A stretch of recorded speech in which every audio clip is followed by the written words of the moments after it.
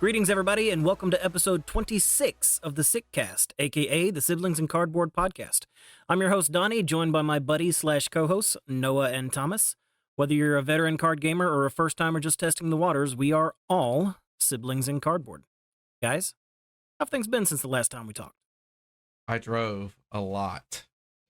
A lot. I played a good bit of Flesh and Blood too, but I think I drove almost as much as I played Flesh and Blood.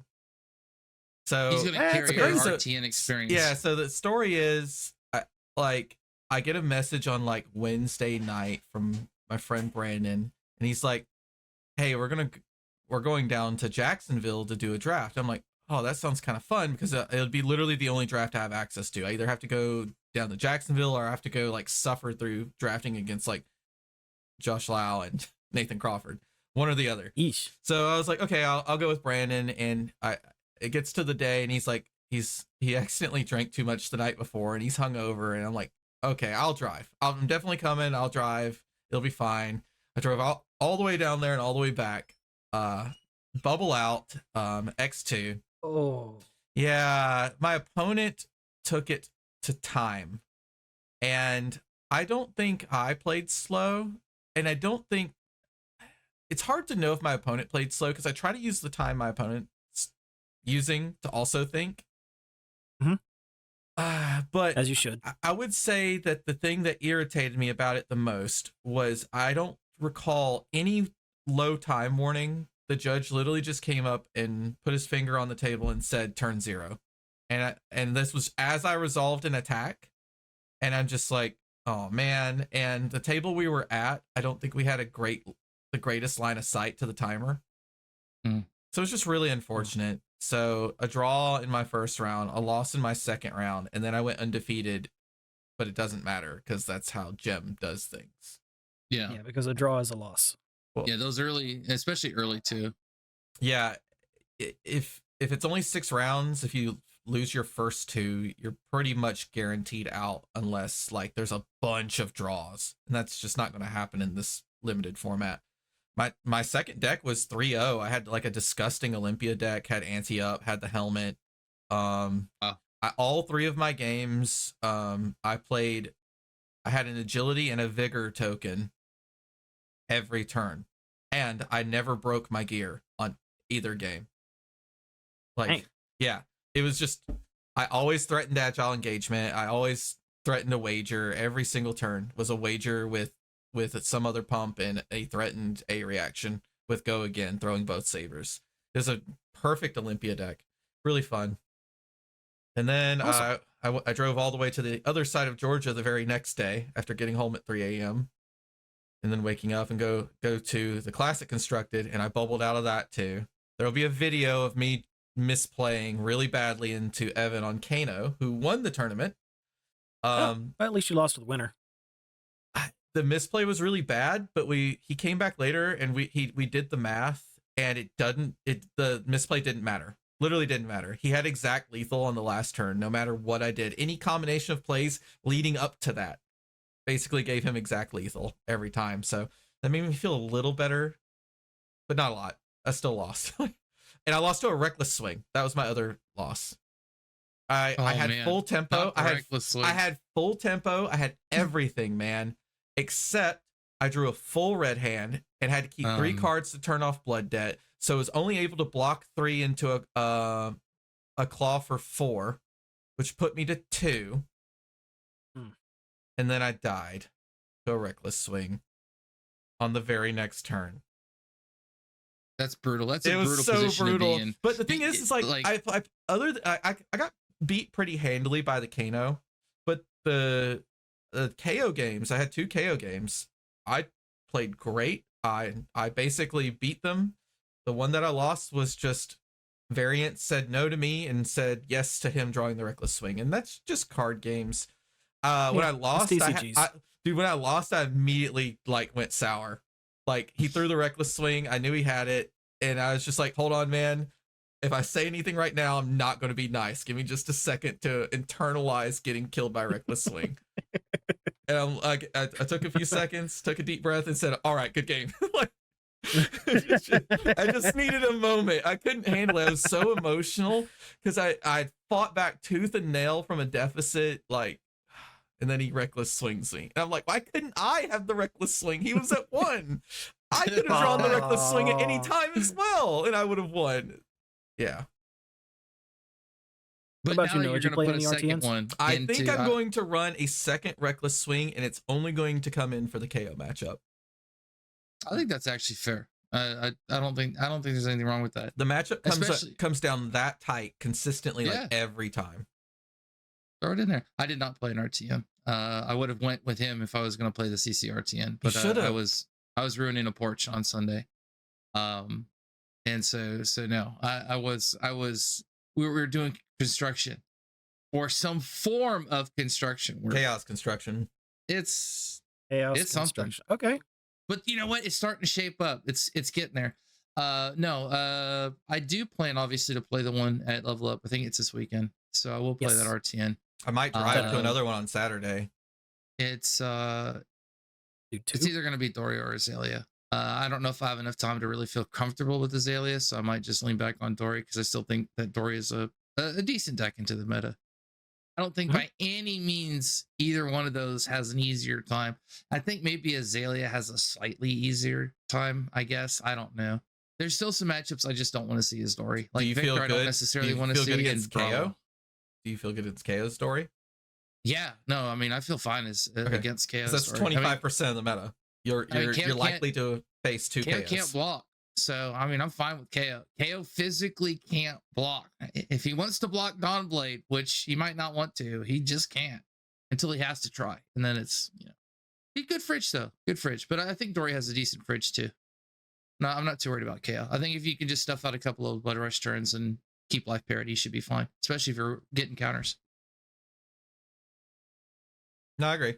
I think you'll do okay. I know there's some matchups that are not great. Like Victor isn't great, right? Victor's not good. Brava is still going to be a problem, depending on what variant of Brava. If they're a lower D-React, like on 6, then we're good. If they're on 9, it's a little harder.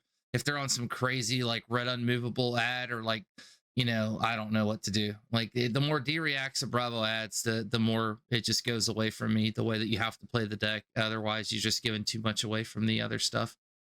And like you could bring a full decimator fatigue. I've seen some success with that. Like I've seen some RTNs where that's been successful, but I feel like you're really banking heavy on Guardian. So like if Guardian's prevalent and like Prisms, I think you can fatigue out some of those decks.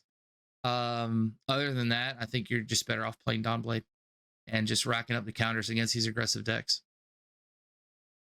Yeah, this week I didn't play in any RTNs myself. I played Tuesday night at Johns Creek and played 5 for the first time in forever.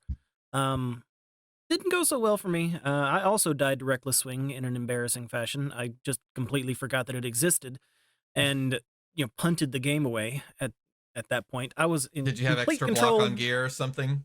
Oh, yes. I had all of my gear up, extra cards in hand. I just forgot Reckless Swing was a card and died to KO. And I'm like, oh, wow, I win next turn, but I'm dead. So derp. You're always like, God, I hope he's not running it because it's technically a miss. Why would he put a miss in his deck for this matchup? And then he hits you with it and you're just like, I'll be completely honest, I just sucked at Flesh and Blood for a few seconds and forgot it existed. I forgot it was a card. I forgot that was a thing that LSS had printed. That was completely my fault, and props to him. He got it.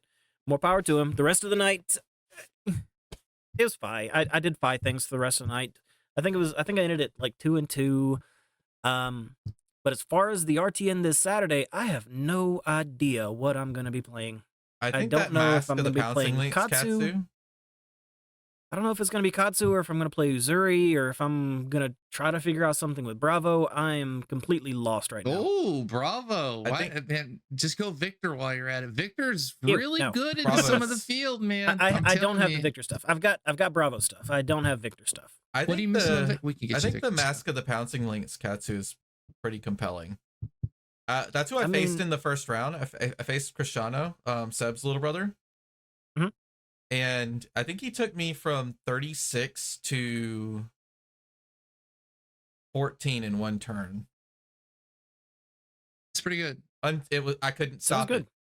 because as I'm watching him, he's still keeping 2 cards hidden from me the whole time. So I can't. I gotta wait until I see Descendant, Gustwave, and Dishonor. So Yeah. he all the way until the end, he had an Arsenal face down and 1 card in hand face down. I'm like, oh yeah, he's already done all his bond stuff, and he hasn't played Descendant, but that last card could be Descendant, and then the other card could be Dishonor, and then I just lose the game immediately. So he just got to take me to Pound Town free reign. I think I had a little bit of luck, and I came back and clutched that one out because he didn't have the Dishonor line at the end. I mean, it's very close, and I'm probably like 90% Katsu, 8% Uzuri, 2% Bravo, somewhere in that neighborhood. It depends on whether or not I can get a hold of I like my. how there's still a 2% on Bravo. It's a 2%. Can you split Victor Bravo 1% at least, dude. and I'll try and convince you to get the Victor stuff, because I actually think Victor is a very solid deck. Okay, Hey. Bravo 1.5, Victor 0.5%. I don't see me playing Victor. I'll take I'm not a Guardian guy, but one of the very first decks that I played when I started Flesh and Blood was Bravo. The very first deck that I built was Viscerai, but I couldn't wrap my head around Rune Blades, 1 week into the game, so I built Bravo, and I played that for a little while. Then I found Phi, and I've been a ninja ever since. But anyway, I've got the Bravo stuff, so it wouldn't take much to, update the Bravo list and run it Saturday, but I don't know. I'm lost. I got to make a decision. I got to hammer something down, and I got to get some more reps in.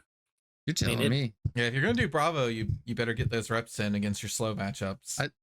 I Yeah, still that's a need good to reason go not get to. cards for this Dory deck if I'm gonna play Dory. I'm missing like 3 cards. What? I don't have the Blade Flurries and the Commanding Presences. I think I'm missing 1 and 2, and then I'm missing a whole playset of Shift the Battlefields or whatever, just to have a playset of the Majestics. I've just been sitting on odds and ends, and I've been really liking Azalea. It's actually been tearing me apart because I really like the deck. I mean, I like the way that she plays. just go I for just fun don't and know if play a deck that you're having fun with at the moment. I mean, I might do that. I just don't want to be too slow. That's it. Like Dory, I can just make a decision and move on with it later and then hate it later. But like Azalea, I'm still in that stage where I want to play the right way, but I'm like trying to think about it. And sometimes I just can't see it because I don't have enough experience. And so no amount of time thinking about it is going to like make me see it. I just need to make a good play. And sometimes it's hard. As you guys saw, even though I was losing to Kasai, I was just sitting there like, well, I'm going to play this out at Tuesday Armory. I should have just conceded like 20 minutes into that game. Yeah, that game was so. Yeah, you definitely should have conceded that game like 20 turns before you actually died. Down. Like let's go ahead and shelf that one because I didn't actually know that you could just flip a buff over and play it out with. I was sitting there like it's gotta be an arrow or you can't flip it. So like, what do I? And then I'm sitting there in the Discord with Taylor Crawford. He's like, yeah, just flip that buff. I'm like, you can do that? You can just flip that buff over? My whole game just opened up when I realized you can just flip that. In general, that's what you want. Yeah, no, I know. He was just like, this is perfect. Flip the buff, play it out. I'm like, this is not how I was playing. You send a red arrow to second cycle, you put a buff up, and you throw the whatever other red arrow that was in. That way you don't have to pitch a red arrow. Yep. Yeah, no, it makes good sense. It all makes perfect sense. Now when you look at it, he's like, yeah, you get your arsenal, slap it, do it again. It's like, okay. That's not what I was doing. So it just the reason it works so well is because you're like pairing a blue next to a red like really consistently. Yeah, you usually are. The way the pitch stack, and then like he said, knock is kind of that noob friendly kind of card because you mess your pitch stack up. And if you're pitch stacking properly, you'll know when you get to blind. It's not really a blind. I was flip, telling you, knock the death whistle's like a turn 1 or 2, or this hand sucks. That's it. I mean, there are games where I can close with knock, but like you'll know you can close, and they have no armor, and I play knock, and I have 2 buffs, and I flip and I win. Like, yeah, in certain cases, sure, knock, but it is a kind of a noob trap because I'm always like, oh, I got the knock, I got to use it. Just get rid of that. Just pitch it, play Death Dealer. That's what I'm starting to realize. It's Death Dealer that doesn't draw you a card, kind of. Yeah. No, it makes perfect sense. So I'll probably play Azalea tomorrow is what I'm getting at. Okay, so that was RTNs and stuff. There's more RTNs coming up. There's like 2 more weeks of it, 3 more weeks of it. It's a lot. Flesh and Blood is crazy busy right now. Yeah, huge news over the week too. We got a lot to talk about in our during the main news section of the cast this week. But let's knock out a few market upticks and downticks before we get to that. Whoa, it's the market minute. No, it just flies in all the time, and I'm always caught off guard by it. I never know it's coming. I don't. So I'm not gonna go too deep into some of the shifts that I was expecting crazier things. I don't know what I guess I don't know what I was expecting. There's some crazy things, but nothing overly crazy yet. I still am waiting for Prism to explode. The deck is good. It's a lot better than I thought it was. Yeah, no, people don't want to give. That's why I'm starting to lean toward a deck that could beat it. You know, like in my head, I'm just Victor keeps coming. I want you to give me the cards because I want to play it. Yeah, I don't want anybody to play it. I don't want to buy problem. So weirdly enough, we're not going to talk about all the figments. We're going to talk about some figments. We're going to track grains. We're going to track some cards. But some of the figments, I'll just go ahead and preface it with, haven't hit that same high level price that they did when Luminar's Angel's Glow first got announced, or lag, or whatever you want to call it. So when the new weapon got announced, things spiked to a very high, unprecedented type of pricing. And now some of these figments have popped off again, but they haven't hit that price. And so we're going to talk about two of the figments when we get there. Specifically the Marvels, I guess? No, non-Marvels. Marvels, just in general, yeah, because these non-Marvels are actually going pretty high in price, and so you probably need to solidify your one copy. It's particularly two.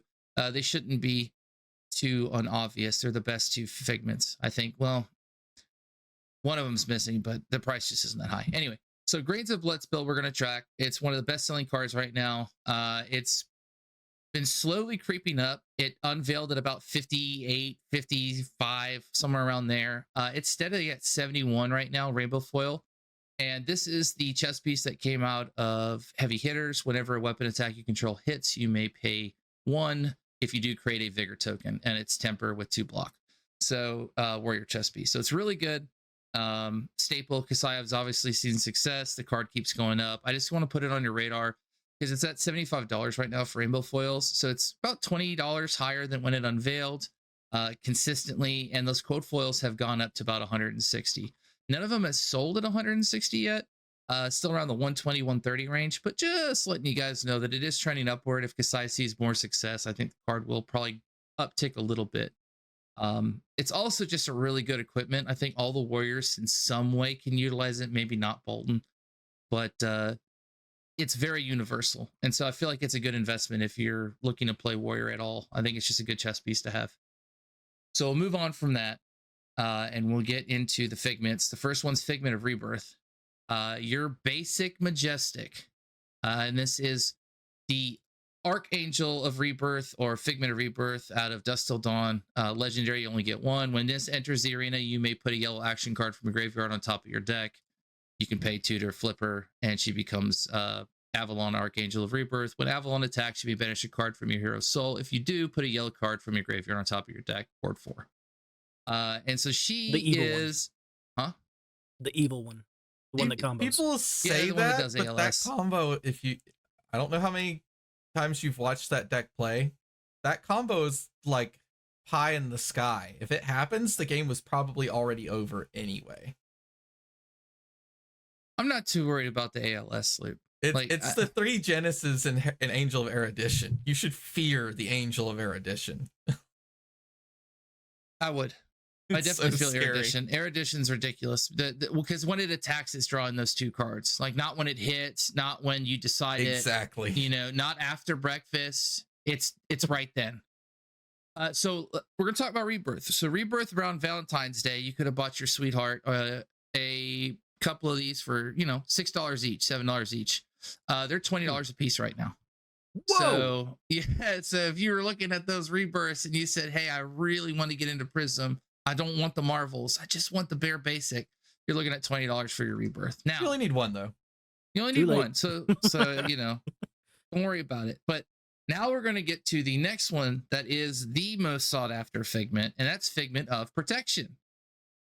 Figment of Protection says, it's a legendary as well from Dusk Till Dawn. When this enters the arena, create a Spectral Shield token. Simple, real simple.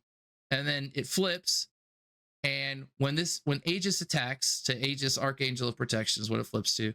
When Aegis attacks, you may banish a card from your hero soul. If you do, create 2 Spectral Shield tokens. Ward 4. So that.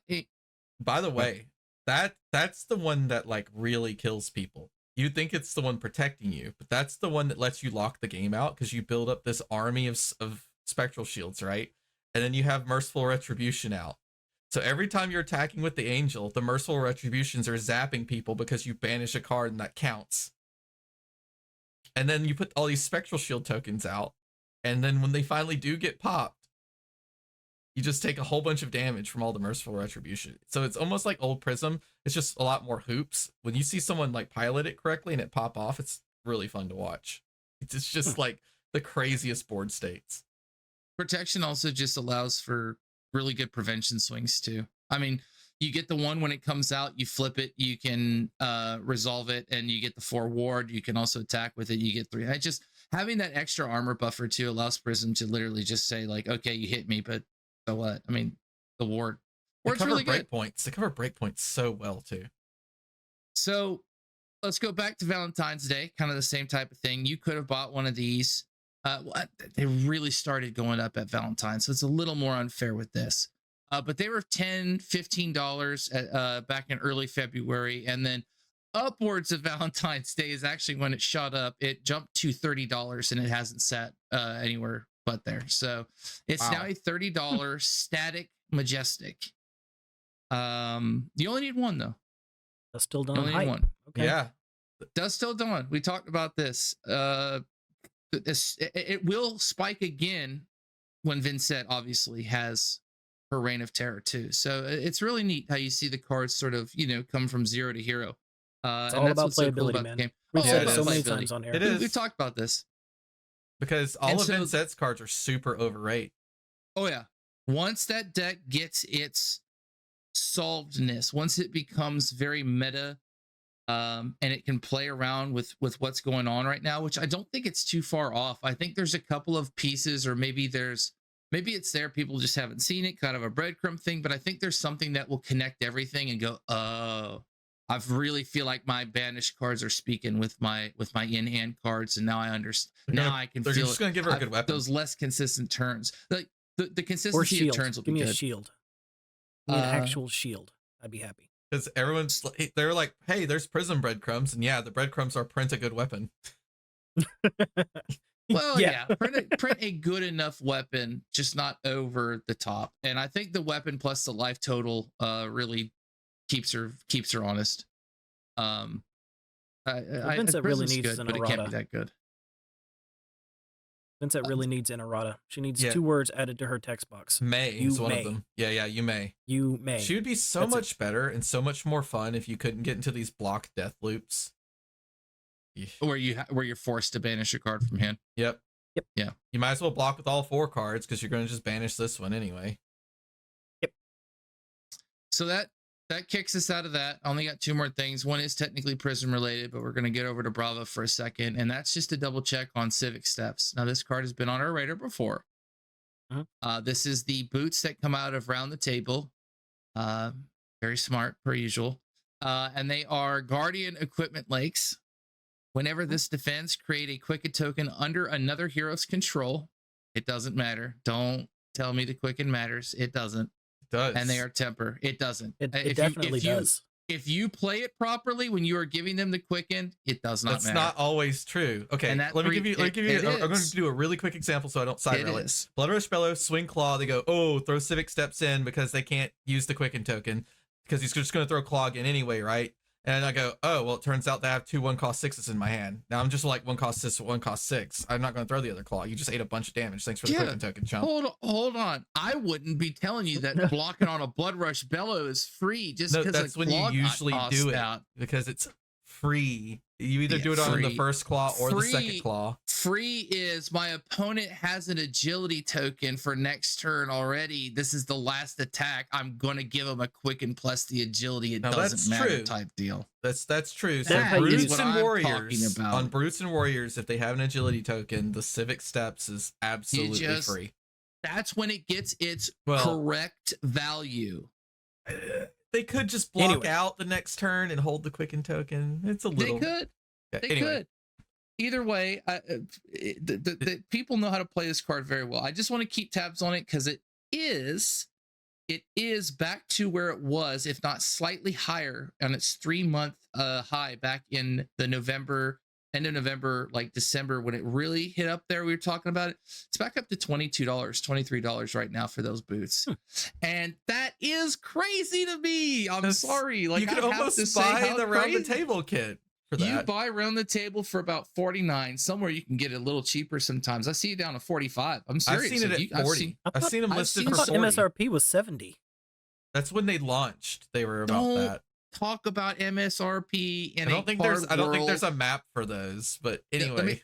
if there is a map, let me tell you, some people don't care about MSRP. And so you get that, and you get your red bittering thorns, and that's $10, and your boulder drop, and that's about $10. And you buy those boots, and you're like, well, damn, all the other stuff is just free. Yeah, you're just printing money at that point. No, but seriously, those boots are really good. The 3 armor, it's never going to be understated how valuable that 3 armor is. It's crazy how good that 3 block is. It's so good. So Bravo players, rejoice that those boots are probably one of the best things you've ever seen. They're also a $20 rare out of a tabletop casual playset thing, which I think is really fun. Yeah. I mean, With no current foil until they versions. print I love it. legendary ones, they're going to stay that way. Man, now they can't. Why would they print legendaries? Those might as well be legendary boots. The last card, I want it to just be so shocking, because if you pictured this card jumping back to $50, you're a guru. Now, maybe I should have seen this one coming, but I just didn't think it was going to be this one, and it just seems to be working for him. That's Vestige of Soul. I want you guys to know that Vestige of Soul, okay, 1 month ago in rainbow foil, you could, I'm going on that fabled day, on Valentine's Day. It just seems to be where we keep going back to, because it's a good like week ago or 5 days ago. It's a good time. It's perfect. $20 you could have got that card for in rainbow foil. Just $20. Sometimes even less. Just a $20 card. Let me guess. Is it 65 now?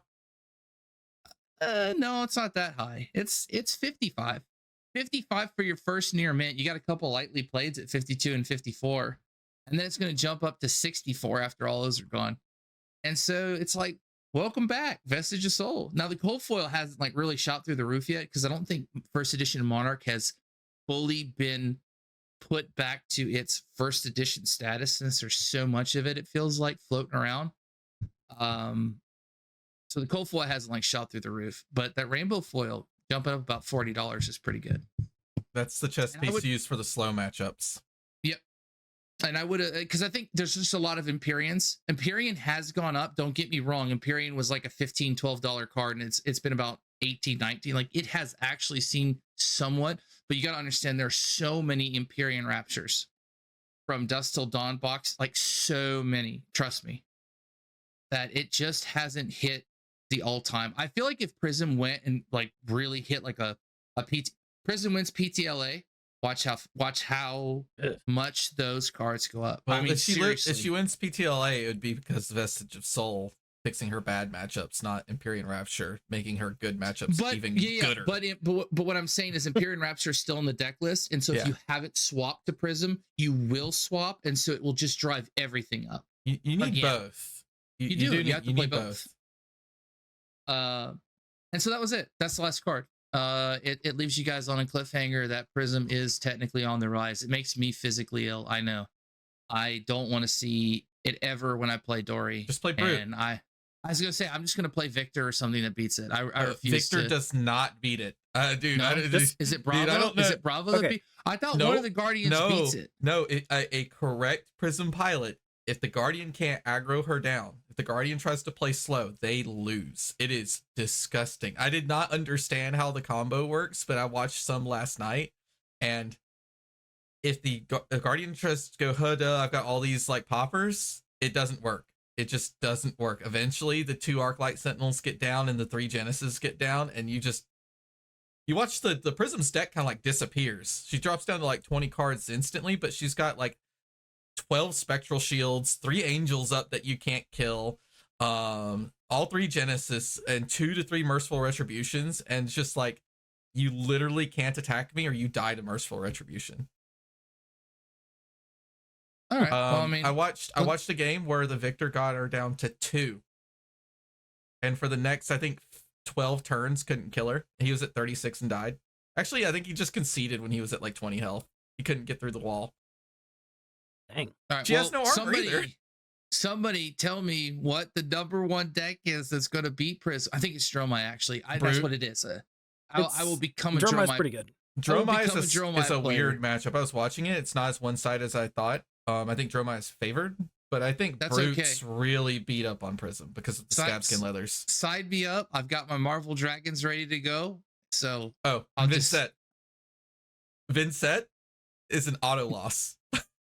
All right, maybe I just become. Then I don't have to sell out to Dromai either. All right, this is good. Vincent, I'll switch to Vincent. So Donnie, I'm gonna need the Vincent stuff. We'll talk. We'll collab. You just play a non-attack action. You just play a non-attack action. And then you pay 1. You pay 1. You pay the life, and then you swing with 1 little rune chant and just watch all the little spectral shields and angels pop.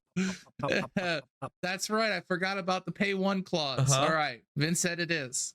I'll be selling my angels when they become really, really and high. then you also have a weapon that you could block with your entire hand and swing 1, lose a life, and pop a Spectra card. It's just like you have everything you need to kill Prism. So I think the moral of the story with this Prism hype is that you buy into heroes when they suck. That seems to be the moral of the story. Let me tell you guys a big secret here. It's not like super hard, right? Like there's a card right now. I'll give you guys a tidbit. Not send packing, because that's actually just standing order. Standing order should not be a $5 Majestic. It will be a way higher dollar valued Majestic when a fatigue archetype becomes accessible again. Or Cheerios.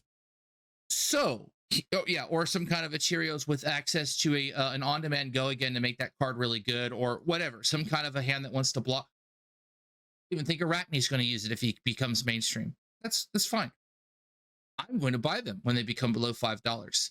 I'll sit on 36 of them because that card is not worth $5. It's probably worth like 10 or 15 at its peak. That's what you have to understand with Flesh and Blood cards, and then we'll move on, is that cards haven't hit their peak yet.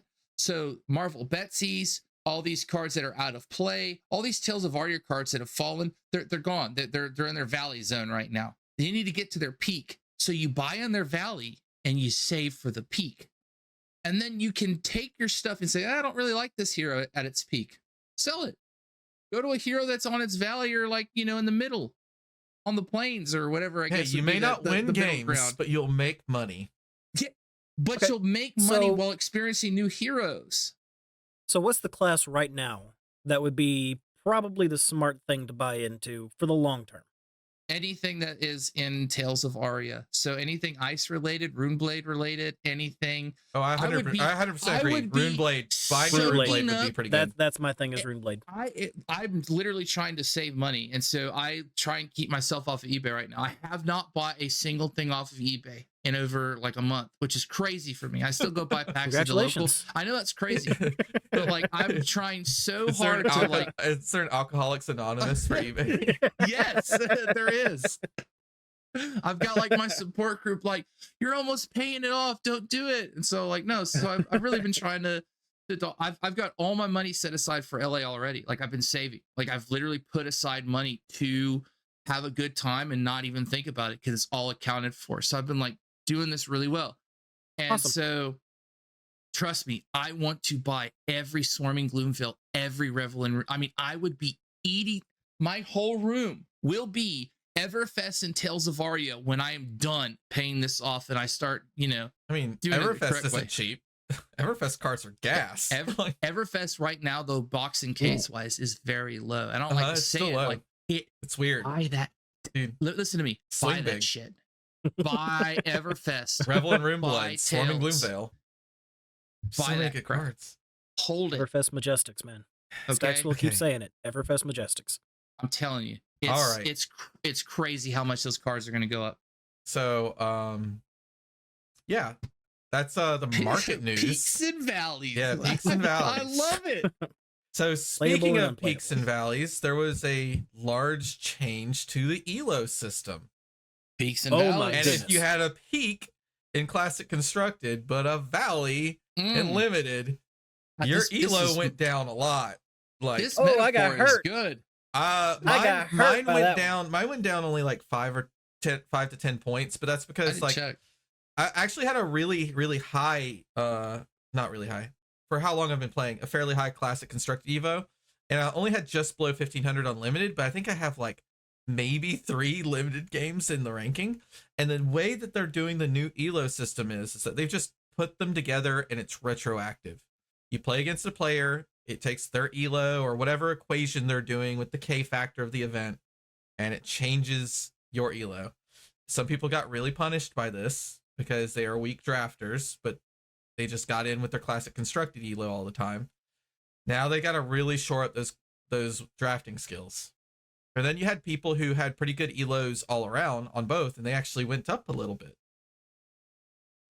I'm a fan of this change, but I'm not a fan of how it was applied. Doing it retroactively has completely screwed up the leaderboards. I mean, it's a good thing that players that are actually good at these pro tour level events that are split format and that have many games with, you know, in limited ranked limited games under their belt is great for them. But for people like me that have played exactly one competitive draft event and did not do well at all, it ate like 50 points off my elo, man. Yeah, I mean, you probably lost about, well, actually it shouldn't be 50 unless you played against players who had already tanked their elo before. I'm telling you, you played them. I did not do good at that RTN or PQ, whatever it was. It was terrible. It was terrible for me.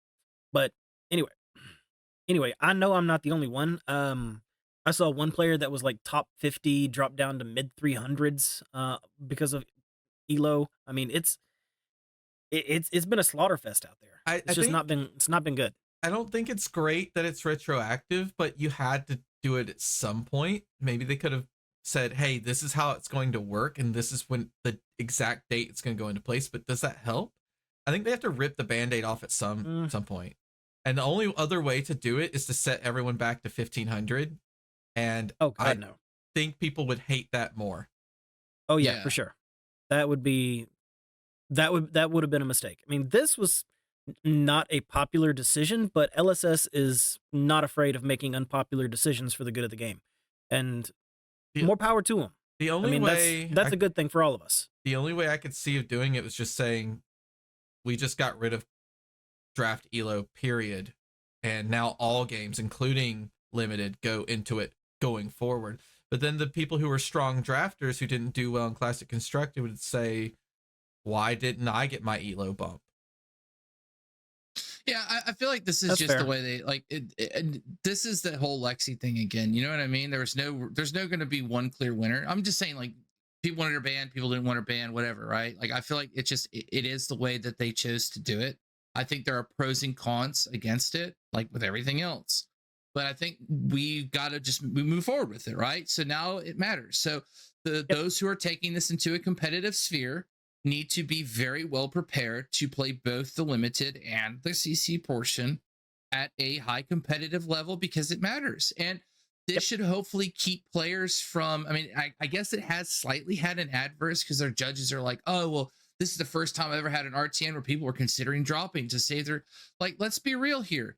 If you're playing for elo, you need to have enough confidence that you can beat the person you're going to sit across from. And I think it starts right there. I mean, like, if you're already beating yourself before you sit down across from the player, I mean, that's not a good mental state that you want to be in. It is a little weird. It is a little weird to push the elos together because you don't have supreme control in draft. It's true that you should beat the weaker player in general because you should draft well, and then you should outplay the player who's weaker than you. But still, there's a lot of variance in draft, and You don't like, it's completely random who the person, the fourth person is away from you, and it's actually completely random who's in your pod. That's not true at pro level events, but like RTNs, that first pod completely random. And if you sit in a pod with weak players, they can throw the draft into absolute chaos. Because they could go like in the middle of the second pack, they just swap, and you're just like, why did you swap? Now you just have the worst deck possible, and you made like 2 other players' decks really bad at the same time. So I do feel for them. There's obviously going to be things like that are going to happen. I mean, you have no, like you said, there's a lack of control you're going to have, but you're going to have that technically everywhere. I mean, even in the pro drafts, there are going to be people who probably aren't as experienced with limited that they are with CC that might make some questionable things, and still will it throw it into full chaos? Probably not. But I mean, like, you're still giving that, you're relinquishing that control regardless in all levels of that sphere.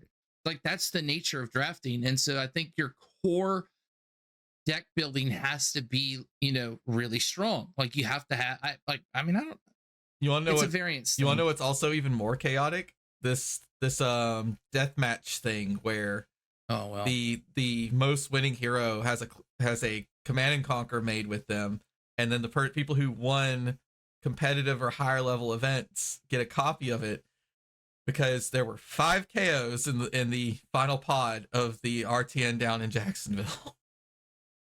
And that thinking to yourself, I should draft Guardian, but Guardian is not going to get a command and conquer. I see what you're saying. It's definitely an influence, because you go, man, this is a pretty good Olympia deck, but I think I'll risk getting first with Kasai and have a slightly weaker Kasai deck because I want that command and conquer baby. That's a risk reward though. Like, and you're gonna pay a cost for that, and and other players are gonna capitalize on that. So let's be real. Okay, what are the odds that they, instead of doing traditional draft at PTLA, instead they decide to do the deathmatch there will be draft? Riots in the streets. Like, literally, I think that it'll be like at the end of a Philly football game, but like giant crowd of flesh and blood nerds just burning down LA. It's not gonna happen. But come on, wouldn't that be awesome though? I am hoping, if I go, I'm going to literally do every side event that's that format, because it's going to be fun and just wacky. And PTLA, I promise you, I will be. I don't even care if I throw the calling. I will be in the side. Do you play a big bop in that format? Because you play the big bop, don't your 2 neighbors just go, "You're dead"? Like, you have to, because if the big bop comes back around, somebody's going to be. That gives you political, leverage. I'm gonna big bop the guy to my right. You don't swing at me, I'm going the other way. Yeah. You swing at me, you get in the business. I mean, that's just how it works. What if you have a lot of armor? What if the Deathmatch Arena Fabled card though is in the center? Then you could hit anybody, and it gets real spooky. So they also changed some of the living legend points. I think they bumped them up. Yes, RTNs count for more. No, not RTNs. The national championships, the other smaller ones, they went down.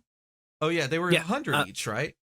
Yes, the 96 player national championships events, they were 100 points, but they are now 40 points. The nationals that are capped at 96 and under, they are now 20, which is the same as PTIs, but PTIs are no longer PTIs. They are now Pro Quest Plus events. But they are also worth 20 points. They're still worth 20. Okay. Yeah, they've just been rebranded. It's the same thing, just a different name. Yeah, because they're changing the prize payout. There's better prize payout for top 8, and they're rated now. PTIs used to not be rated, which I think is probably where they should have gone. But it's also PTIs are rated. Yeah, but it's also kind of fun because people I know would do goofier stuff in PTIs because they know that there's stakes on the line, so they should play something good, but their elo wasn't on the line, so they didn't have to feel awful if they lost.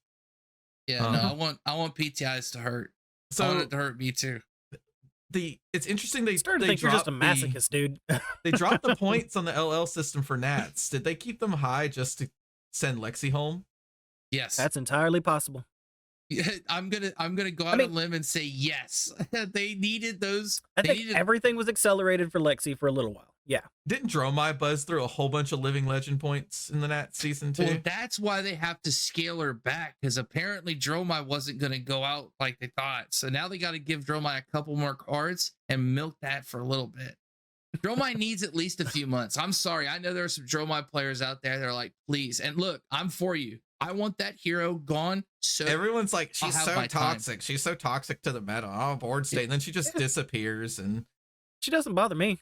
I think she's fine. I've never had a problem with Dromai. They're going to rebrand all the dragons anyway down the road, so don't worry about it. There's no way they waste those Marvel dragons. Let Dromai go. They'll come back with a really cool concept. It'll probably be really fun. We could all play it again. So, great international news. The Philippines scene is big enough to become invite only. How many invite only nationals are there? I don't think there's a lot. That scene must be huge. That's fantastic, though, and they've been growing. I don't know. I didn't write down a number, but it's all of the countries where you would think that there's a major national championship, like U.S., UK, Australia, a couple of others. But yeah, Philippines is now among that number. Are you sure? I thought UK, or I thought Australia, you could just walk up and pay in. I can't maybe remember. I'm wrong. I just remember there weren't a lot, so it's pretty wrong. impressive that the Philippine scene has grown so much that they're invite only now.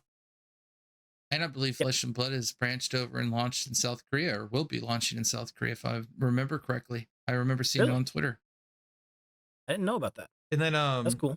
I saw a note. I didn't realize this, or I missed this factoid, but you noted it, Donnie, that the winners of the previous national championships get an automatic invite. What episode was it that one of us said that in? That's how it should be. We said it. I think it was one of our early episodes. I'm like, it was one of our makes earlier no episodes. sense, because there's like some national champ that didn't have an invite and wasn't going to go, and I was like, what? Like, how did he not just automatically get invited to defend his title? Like, this had to have been one of the ones where it was like winners winning too much or something like that. No, Maybe that was was farther back, because it had to be before Nats season. Well, I think we started talking about it during that because of all the PTIs and things that people were racking up. But it might have been right before Nats. But either way, maybe the listeners know.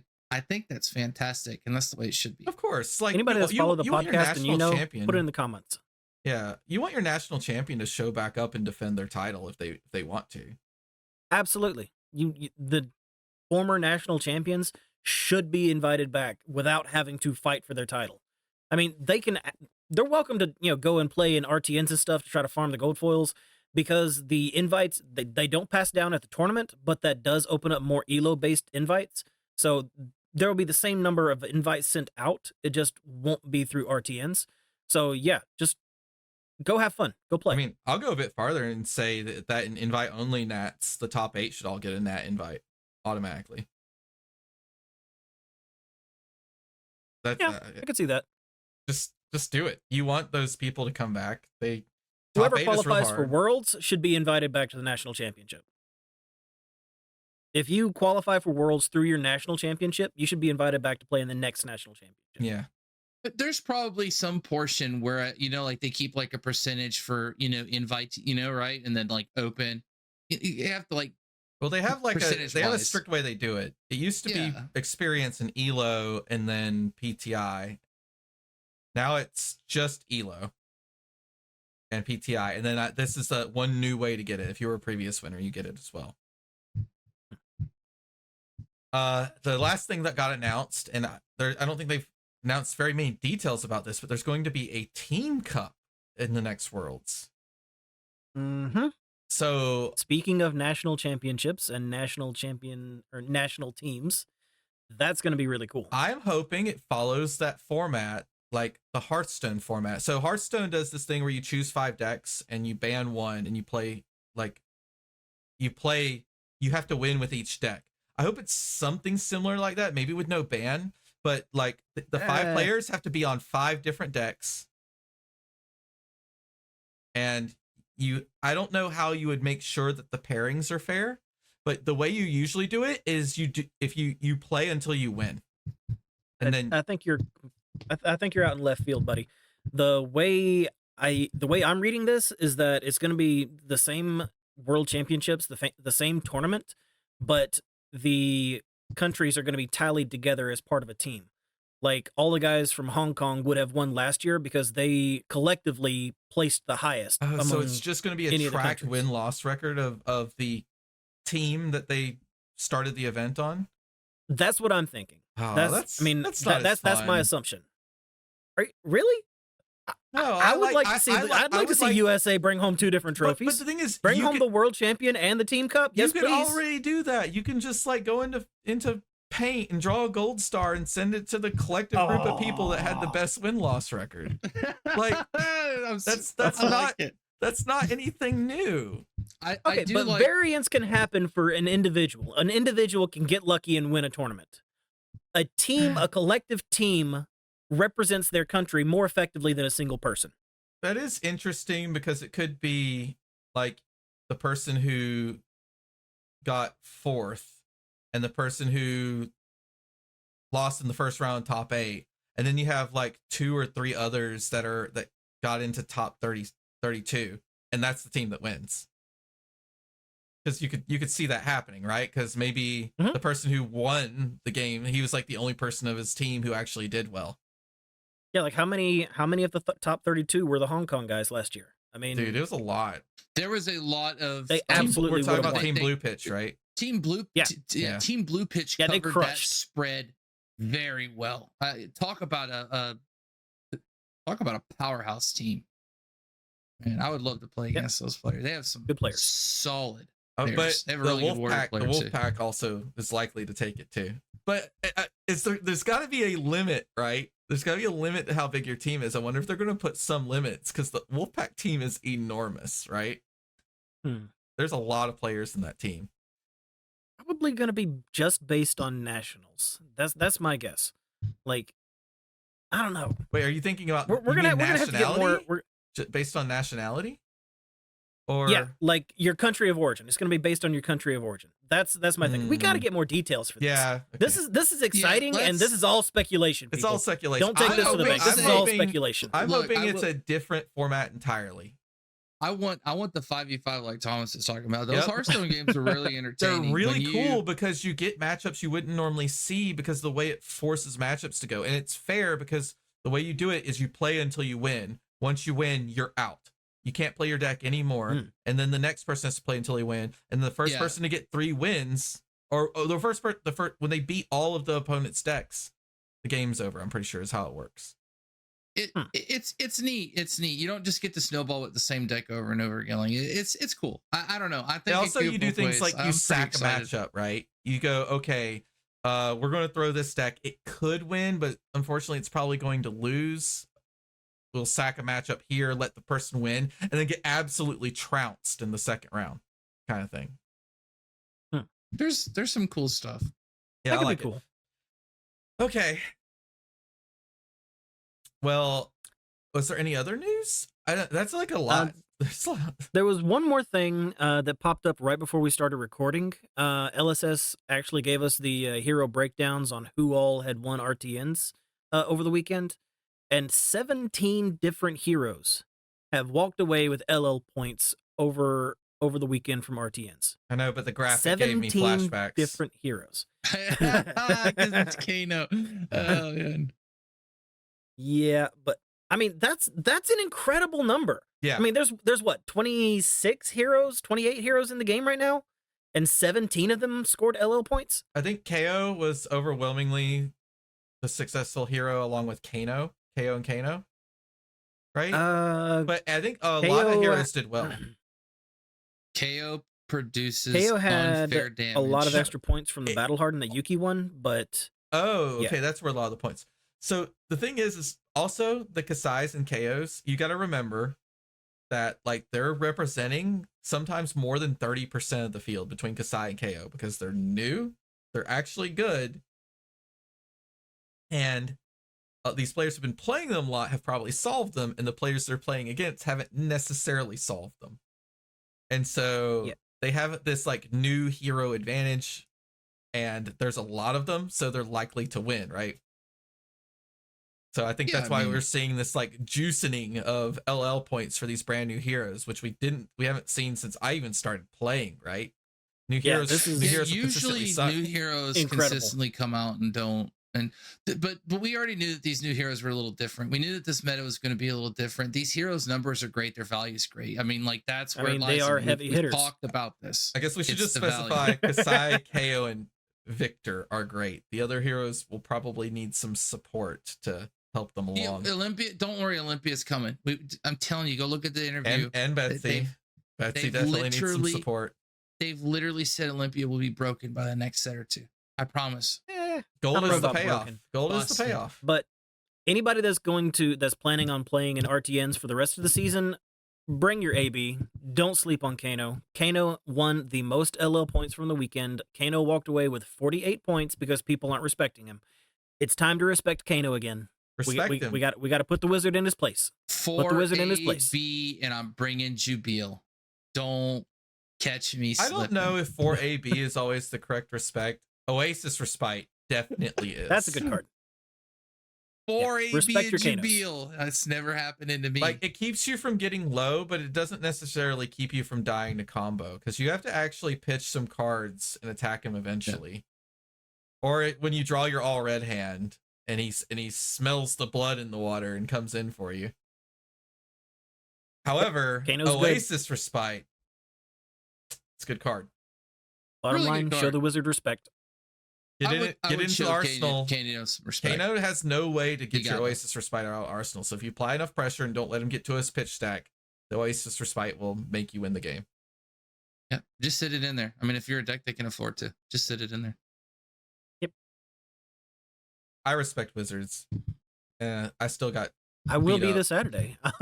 Yeah, I will be respecting I guess wizards I'm this gonna Saturday. bring like a little bit of AB or one more spell void. Well, we piece. know it's in our meta. We know it's in our area. Dude, I'm looking for you. I don't know if Evan even cares about this, but if he's there, I am ready. I'll be ready. I'm not losing that again, and I'm not going to misplay either. I'll be ready this time. I won't forget that Wildfire is only on the opponent's turns. Yeah, that was my misplay. Right. We got anything else, guys? No, I'm good. I got nothing else. Enjoy your RTNs. Have a good time. Play new heroes. 17 different heroes. Play what you want. It seems like it's a pretty open meta, and that's because it is. I think a lot of people are coming back to the game, finding themselves. I think a lot of heroes are clashing it out right now. There's some front runners. There's some favorites. There's some unfavorable matchups. So I think you should play what you want to play. I think it's a really good meta to kind of find your play style and then sort of gravitate towards a hero that might be on the upper echelon if you want to really push that competitiveness. But you got to play what you like first and really let the game sink in. And that favorite thing that they always say, you're not losing if you're learning. And it really holds true in this game. You got to keep that mentality. Yeah. Don't go to 2. And please don't go to 2 against brutes. I tell myself this all the time, and then there are still games where it's like I go, oh no, I have to go to 2, and I'll even type it out. I'll invite him to chat on Talishar, and I'll say I have to go to 2. Like I don't want. There's so many KOs. I let them know. I say, please, I don't want to do this, but I have to. Don't do it to me. They still do it to me, by the way. One professional to another don't have the reckless swing. Yeah, just don't have it. All right. Don't play around. Noah, where can everybody find you? At Big Max Fab on Twitter and at twitch.tv/LutsoHeavy. Right, Thomas? At Wet the System Fab on Twitter. And I don't stream, but if you see me anywhere as Wet the System, that's probably me. I'll be running some kind of RTN practice or something this week on the stream, maybe multiple times, but I'm going to play Talishar and try and practice, so I might as well stream it. Good. Seems good. So, all right. I am Draco Hominis 87. I'm Draco Hominis 87 on all the social medias, just about Donnie K on fabric.gg, where I write several different article series. But if you message at Sick Crew on Twitter or look for Siblings in Cardboard, a Flesh and Blood podcast on just about any live stream on YouTube, that's probably going to be me. Just say hey.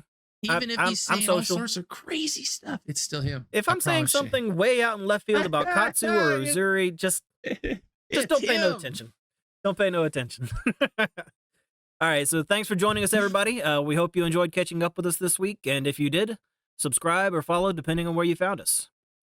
Until next time, take care of yourselves, and remember, we are all siblings in cardboard. Thank you, Patreons. We love you. You got to discard your cards. RTN season is really important in the grave. Discard them.